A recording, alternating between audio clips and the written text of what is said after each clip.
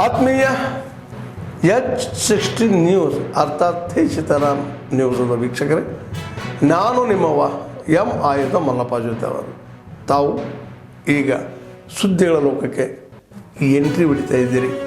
ಈ ಸುದ್ದಿಗಳನ್ನು ಪ್ರತಿಯೊಂದು ನೋಡೋ ಜೊತೆಗೆ ನಿಮ್ಮ ಅಭಿಪ್ರಾಯಗಳನ್ನು ಹಚ್ತಾ ಇರ್ರಿ. ಯಾಕಂದರೆ ಈ ಸುದ್ದಿಗಳು ನಿಮಗಾಗಿ, ನಿಮ್ಮ ಬದುಕಿಗಾಗಿ, ನಿಮ್ಮ ವೈಚಾರಿಕೆಗಾಗಿ, ನಿಮ್ಮ ತಿಳುವಳಿಕೆಗಾಗಿಯೂ ನಿಮಗೂ ಗೊತ್ತು. ಜೊತೆಗೆ ನಮಗೂ ನಿಮ್ಮೊಂದಿಗೆ ಇದೊಂದು ಮಾತಾಡುವಂಥ ಜೊತೆಗೆ ಸುದ್ದಿಗಳನ್ನು ಬಿಡುವಂಥ ಕೆಲಸ. ಈ ಕೆಲಸದಲ್ಲಿ ನಾವು ನಿಮ್ಮೊಂದಿಗೆ ಇದ್ದೀವಿ ಅಂತ ಹೇಳ್ತಾ ನೋಡ್ತಾ ಇರಿ ಸುದ್ದಿಗಳನ್ನು.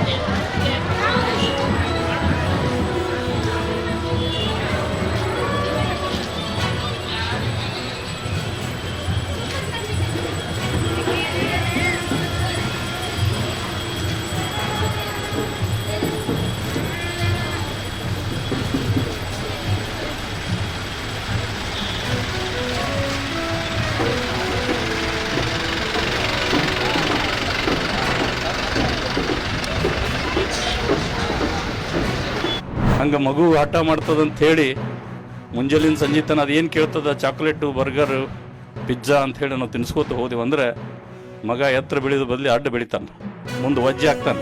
ವಜ್ಜೆ ಹೆಂಗೆ ಆಗ್ತಾನಂದ್ರೆ ಸ್ವಂತಕ್ಕೂ ವಜ್ಜೆ ಆಗ್ತಾನೆ, ಮನೆಗೂ ವಜ್ಜೆ ಆಗ್ತಾನೆ. ಅದಕ್ಕೆ ಆ ವಜ್ಜೆ ಆಗಬಾರ್ದು. ಮಗ ಸಂಸ್ಕಾರಿತ ವ್ಯಕ್ತಿ ಆಗಬೇಕು, ತೆಳ್ಳಗಿರಬೇಕು, ಓಡಾಡ್ಕೊಂಡಿರಬೇಕು, ಆ್ಯಕ್ಟಿವ್ ಆಗಿರಬೇಕು ಅಂತಂದರೆ ಹೆಚ್ಚು ತರಕಾರಿಯನ್ನು ಊಟಕ್ಕೆ ಕೊಡಬೇಕು. ಎಲ್ಲ ಹಣ್ಣು ಹಂಪಲುಗಳನ್ನು ಒಂದು ವಾರದಲ್ಲಿ ಎಲ್ಲ ಹಣ್ಣು ಹಂಪಲನ್ನು ತಿನ್ನಬೇಕು. ಮಗ ಈ ಕಾಯಿಪಲ್ಯ ಒಲ್ಲೆ ತಂದ್ರೆ ಅದನ್ನು ನಾವು ಊಟಕ್ಕೆ ಬಿಡಿಸಂಗಿಲ್ಲ ಅಂದ್ರೆ ತಪ್ಪಾಗ್ತದೆ. ಒಲ್ಲೆ ಅಂದ್ರೂ ಅವತ್ತಿನ ದಿವಸ ಅದ ಪಲ್ಯ. ಕಡಿ ಸರಿ ಬಂದಾಗ ಒಂದು ಸಣ್ಣ ಚುಟುಕು ಕವನ ಹೇಳಿ ಹೋಗಿದ್ದೆ ನಾ ಎಲ್ಲ ಇಲ್ಲಿ ನೆರೆದಿರುವಂತಹ ತಾಯಂದಿರಿಗೆ. ಇವತ್ತೇನಾಗಿದೆ ಅಂದ್ರೆ ಕರ್ನಾಟಕದಾಗ ಅನ್ನಭಾಗ್ಯ ಬಂದವು. ಪ್ರತಿಯೊಬ್ಬರಿಗೆ 10 kg ಅಕ್ಕಿ ಕೊಡಾಕತ್ತಾರೆ. ಅಕ್ಕಿ ಅಡುಗೆ ಮಾಡೋದು ಭಾಳ ಸರಳ ಆಗಿಬಿಟ್ಟದು. ಮುಂಜಾನೆ ಮೊಸರನ್ನ, ಮಧ್ಯಾಹ್ನ ಚಿತ್ರಾನ್ನ, ಸಾಯಂಕಾಲ ಇನ್ನೊಂದು ಅನ್ನ. ರೊಟ್ಟಿ ಮಾಡೋದನ್ನು ಮರೆತು ಬರೀ ಅನ್ನ ಊಟ ಹಾಕೋದ್ರಿಂದ ಆರೋಗ್ಯ ಬಿಗಡಿಸ್ತದೆ. ಅದಕ್ಕೆ ಹಿಂದೆ ಹಿರಿಯರು ಒಂದು ಮಾತು ಹೇಳ್ತಿದ್ರು, ಏನಂದರೆ ನಮ್ಮಜ್ಜಿ ಮಾಡುತ್ತಿದ್ದಳು ರಾಗಿ ಮುದ್ದಿಯ ಚೆಂಡು, ನಮ್ಮಜ್ಜಿ ಮಾಡುತ್ತಿದ್ದಳು ರಾಗಿ ಮುದ್ದಿಯ ಚೆಂಡು, ಅದನ್ನುಂಡು ನಮ್ಮ ಅಜ್ಜನಾಗಿದ್ದ ಕಬ್ಬಿಣದ ಗುಂಡು. ನಮ್ಮವ್ವ ಮಾಡುತ್ತಿದ್ದಳು ಬಿಸಿ ಜೋಳದ ರೊಟ್ಟಿ, ನಮ್ಮವ್ವ ಮಾಡುತ್ತಿದ್ದಳು ಬಿಸಿ ಜೋಳದ ರೊಟ್ಟಿ, ಅದನ್ನುಂಡು ನಮ್ಮ ಅಪ್ಪನಾಗಿದ್ದ ಜಗಜಟ್ಟಿ ಅಂತ. ಆದರೆ ನನ್ನವಳು ಮಾಡುತ್ತಿದ್ದಾಳೆ ಇಡ್ಲಿ ವಡ, ಅದನ್ನುಂಡು ನಾವಾಗಿದ್ದೇವೆ ಖಾಲಿ ಪ್ಲಾಸ್ಟಿಕ್ ಕೊಡ.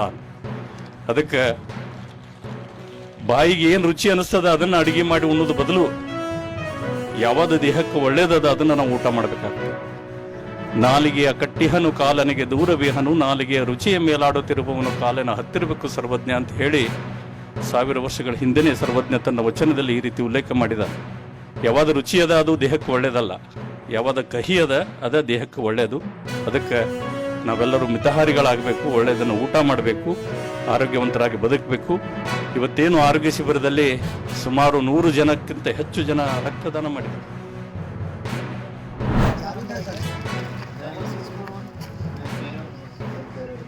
ಏನು ಮಾಡ್ಬೇಕು ಇದಕ್ಕೆ ಒಡಗು ನಕ್ಕಿಲಿ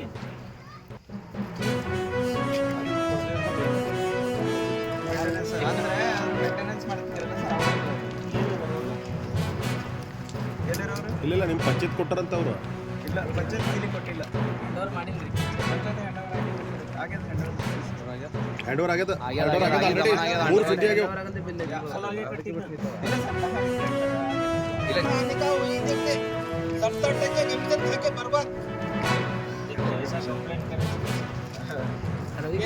प्रॉपर्टी अगर जांच कर कलेक्शन ये बोर क्या हाथ करे सर ये बोर मधली मोटर तुमच्या कशी आहे म्हणजे ये बोर मधली मोटर ತುಟ್ಟಿನೂ ಇಲ್ಲ ನಳಿ ಅದು ನೀರು ಅಲ್ಲಿ ಹೋಗ್ತಾ ಇದೆ ಅಲ್ರಿ. ಟ್ಯಾಪ್ ಇಲ್ಲ ಎಲ್ಲಿ ಟ್ಯಾಪ್ ಇದೆ? ಸಾಕ ನೀರು ವೇಸ್ಟ್ ಆಗತ್ತೆ ನೋಡಕ್ಕೆ ಸರ್ ಅದು ಪಬ್ಲಿಕ್ ಏನದ ಈಗ ಬಂದ್ ಕೊಡು ಒಬ್ಬರು ಬಂದು ಚಾಲು ಮಾಡ್ತಾರೆ ನೋಡ್ರಿ ನೀವು ಅದು ಚಾಲು ಹೇಳಕ್ ಬರೋದಿಲ್ರಿ. ನಿಮ್ನ ಯಾಕೆ ಡೆಪ್ಯೂಟ್ ಮಾಡ್ಯಾರ? ನೀವು ಇರೋದು ಇದಕ್ಕೆ ಪಂಚಾಯತ್ ಇದ್ರ ಸಲುವಾಗ इनका काम सर ನೀವು ಇದ್ರ ಸಲುವಾಗಿ ಇರ್ಬೇಕು. ನೀವು ಯಾಕೆ ಸರ್ ಅದು ಬಂದ್ ಮಾಡ್ತೀವಿ ಎಂಟೈರ್ಲಿ ಬಂದ್ ಮಾಡಕ್ ಹೋಗ್ಬೇಡ್ರಿ. ಟ್ಯಾಪ್ ಯಾರಿಗೆ ಒಂದು ಟೈಮ್ ಫಿಕ್ಸ್ ಮಾಡ್ತೀವಿ ಅಷ್ಟು ಮಾಡ್ರಿ. ಅದು ಏನದ ಬೆಳಿಗ್ಗೆ 1 ಗಂಟೆ, ಸಾಯಂಕಾಲ 1 ಗಂಟೆ, ಮಧ್ಯಾಹ್ನ 1 ಗಂಟೆ ಮಾಡ್ರಿ. ನೀರು ಯಾಕೆ ವೇಸ್ಟ್ ಮಾಡ್ತೀರಿ? ಅಲ್ಲೇ ಚೀಟಿ ಹಾಕಿ ಅಲ್ಲೇ ಇದು ಬೆಳಗ್ಗೆ 2 ಗಂಟೆ ಕೊಡ್ರಿ, ಬೆಳಗ್ಗೆ 7 ರಿಂದ 9 ಗಂಟೆ ತನಕ ಚಾವಿ ತುಮಾರಿ ಪತ್ರ ಪೀನಾ ಪಡ್ತೇವೆ. ಅಷ್ಟು ಮಾಡ್ರಿ. ಈ ಸರ್ಕಾರದಲ್ಲಿ ಉನ್ನತ ಹುದ್ದೆಯಲ್ಲಿರ್ತಕ್ಕಂಥವ್ರು ಸಚಿವರಾಗಿ ಕೆಲಸ ಮಾಡ್ತಾರೆ. ಹಾಗಾಗಿ ನಿಷ್ಪಕ್ಷಪಾತವಾದ ತನಿಖೆ CIDಯಿಂದ ಆಗೋದಕ್ಕೆ ಇವ್ರು ಬಿಡ್ತಾರೆ ಅನ್ನೋ ವಿಶ್ವಾಸ. ಯಾಕೆಂದ್ರೆ ನನ್ನ ಮೇಲೆ ದೂರು ಕೊಟ್ಟವರ ದೂರನ್ನ ದಾಖಲಿಸೋದಕ್ಕೆ ಅವಕಾಶ ಇಲ್ಲ. ಯಾಕೆಂದ್ರೆ ಮೊದಲು ಜುಡಿಸ್ಟಿಕ್ಷನ್ ಎಸ್ಟಾಬ್ಲಿಷ್ ಮಾಡಬೇಕು. ಅವರು ವಿಧಾನ ಪರಿಷತ್ತಿನ ಸಭಾಂಗಣದಲ್ಲಿ ನಡೀತು ಅಂತ ಕಾರಣಕ್ಕೆ ಪೊಲೀಸ್ ಸ್ಟೇಷನ್ಗೆ ದೂರು ದಾಖಲಿಸೋದಕ್ಕೆ ಮುಂಚೆ ಈ ವಿಧಾನ ಪರಿಷತ್ತಿನ ಸಭಾಂಗಣ ನಮ್ಮ ವ್ಯಾಪ್ತಿಯೊಳಗೆ ಬರುತ್ತಾ ಅಂತ ಜುಡಿಸ್ಟಿಕ್ಷನ್ ಎಸ್ಟಾಬ್ಲಿಷ್ ಮಾಡ್ಕೋಬೇಕಿತ್ತು. ಅದನ್ನು ಕನ್ಫರ್ಮ್ ಮಾಡ್ಕೊಂಡು ನೋಟಿಸ್ ಕೊಡಲಿಲ್ಲ, ಬಂಧಿಸಿದ ಮೇಲೆ 450ಕ್ಕೂ ಹೆಚ್ಚು ಕಿಲೋಮೀಟರ್ಗಳ ಕಾಲ ಜಲ್ಲಿ ಕಳಿಸೋದು. ಕಬ್ಬಿನ ಗದ್ದೆ ಕಾಡಿನ ಮಧ್ಯೆ ಎಲ್ಲ ಕರ್ಕೊಂಡು ಅವರ ನಡೆ ಸಂಶಯಾಸ್ಪದವಾಗಿತ್ತು. ಅವರ ನಡೆ ದುರುದ್ದೇಶದಿಂದ ಕೂಡಿತ್ತು. ಎಲ್ಲವನ್ನು ನಾವು explain ಮಾಡಿದ್ದೇವೆ. ಹಾಗಾಗಿ ನಮ್ಮ ಪ್ರಜಾಸತ್ತಾತ್ಮಕ ಮಾರ್ಗದಲ್ಲಿ ನಂಬಿಕೆ ಇತ್ತು,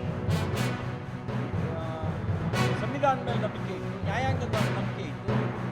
ನಮ್ಮ ಹೋರಾಟವನ್ನು ಮುಂದುವರಿಸಿದ್ವಿ. ಆತ್ಮೀಯರೇ, ಎಲ್ಲ ಸುದ್ದಿಗಳನ್ನು ನೋಡಿದ್ರಲ್ಲ, ಏನು ಅನಿಸ್ತು ನಿಮಗೆ? ಇದರಲ್ಲೇ ನಿಮ್ಗೆ ಲೈಕ್ ಆಗಿರ್ಬೋದು, ಡಿಸ್ಲೈಕು ಆಗಿರ್ಬೋದು, ಕಾಮೆಂಟ್ ಬೇಡಪ್ಪ ಅಂತೂ ಅನಿಸಿರ್ಬೋದು, ಕಾಮೆಂಟ್ ಮಾಡಬೇಕಪ್ಪ ಅನಿಸಿರ್ಬೋದು, ಶೇರ್ ಮಾಡಬಾರ್ದಪ್ಪ ಅನಿಸಿರ್ಬೋದು, ಅದು ಮಾಡಬೇಕು ಅನಿಸಿರ್ಬೋದು.